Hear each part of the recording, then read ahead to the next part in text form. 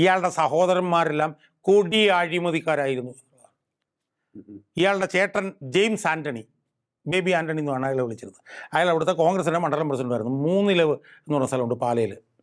ഈ മൂന്നിലവ് സർവീസ് സഹകരണ ബാങ്കിലെ സെക്രട്ടറി ആയിരുന്ന ഇയാളുടെ ചേട്ടൻ ജെയിംസ് ആൻ്റണി ഒരു 15-16 കോടി രൂപയുടെ അഴിമതി അവിടെ നടത്തി.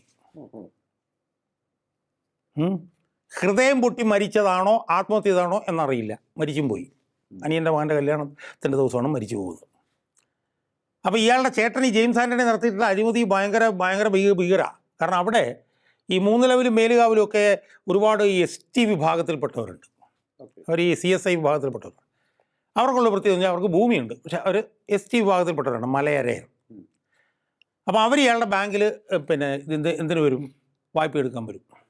അപ്പോൾ അവർ വിദ്യാഭ്യാസം കുറവുള്ളവർ. അപ്പോൾ അവരോട് അവിടെ ഒപ്പിടുക ഇവിടെ ഒപ്പിടുക എന്നൊക്കെ പറയും. ആര്? ഈ ആൻ്റണിയുടെ ചേട്ടൻ ജെയിംസ് ആൻ്റണി. പ്രമാണത്തിൽ അവിടെ ഒപ്പിട്ടേക്ക് ഇവിടെ ഒപ്പിട്ടെന്നൊക്കെ പറയും. 1 ലക്ഷം രൂപയുടെ ലോണ് 50,000 രൂപയുടെ ലോണൊക്കെയാണ് അവർ എടുക്കാൻ വരുന്നത്. പക്ഷേ ഈ ജെയിംസ് ആൻ്റണി എന്തെന്നറിയോ, ഈ 1 ലക്ഷത്തിൻ്റെ കൂടെ ഒരു പൂജ്യവും കൂടെ അങ്ങോട്ട് ഇടും.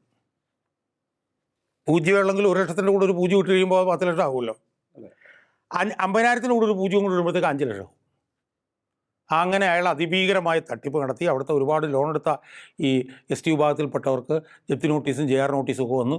വലിയ കേസായി. 15-16 കോടി രൂപയുടെ കേസ് വന്നു. ഇയാൾ ഹൃദയം പൊട്ടി മരിച്ചാണോ ആത്മഹത്യ ചെയ്താണോ എന്നുള്ളത് സംബന്ധിച്ച് ഒരു സംശയം കിടപ്പുണ്ട്. ഈ 15-16 കോടി രൂപയുടെ ക്രമക്കേട് അവിടെ അയാൾ നടത്തിയത് ആൻ്റണിക്ക് രാഷ്ട്രീയത്തിൽ ഉപയോഗിക്കാൻ വേണ്ടിയാണെന്നുള്ള ആരോപണം ശക്തമാണ് അവിടെ. അപ്പോൾ അത് ജെയിംസ് ആൻ്റണിയുടെ കാര്യം, അത് ചേട്ടൻ. ഇനി അനിയൻ ഒരുത്തനുണ്ട്, അവൻ്റെ പേരാണ് ചാൾസ് ആൻ്റണി. അവൻ പൂഞ്ഞാറ് സർവീസ് സഹകരണ ബാങ്കിലെ സെക്രട്ടറി ആയിരുന്നു. അവനെതിരെയും കോടികളുടെ അഴിമതി ആരോപണമുണ്ട്. ആരുടെ? അനിയൻ്റെ. ഇനി അതിൻ്റെ അനിയൻ ഒരു ആൻ്റണി ഉണ്ട്. അയാളുടെ പേര് ബാബു ആൻ്റണി എന്നാണെന്ന് എൻ്റെ പേര്.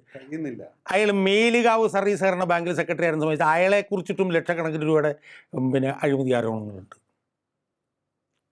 അപ്പോൾ ആൻ്റണിയുടെ ചേട്ടൻ്റെ പേരെക്കുറിച്ചും 2 അനിയന്മാരുടെ പേരിലും കോടിക്കണക്കിന് രൂപയുടെ അഴിമതിയുണ്ട്. ഈ അഴിമതികളെല്ലാം നടന്നത് ആൻ്റണിക്ക് രാഷ്ട്രീയത്തിൽ ഉപയോഗിക്കാൻ വേണ്ടിയാണെന്നുള്ള അതിഗുരുതരമായിട്ടുള്ള ആരോപണം സമൂഹത്തിൽ കിടക്കുകയാണ്. പ്രശ്നം എന്താണ്?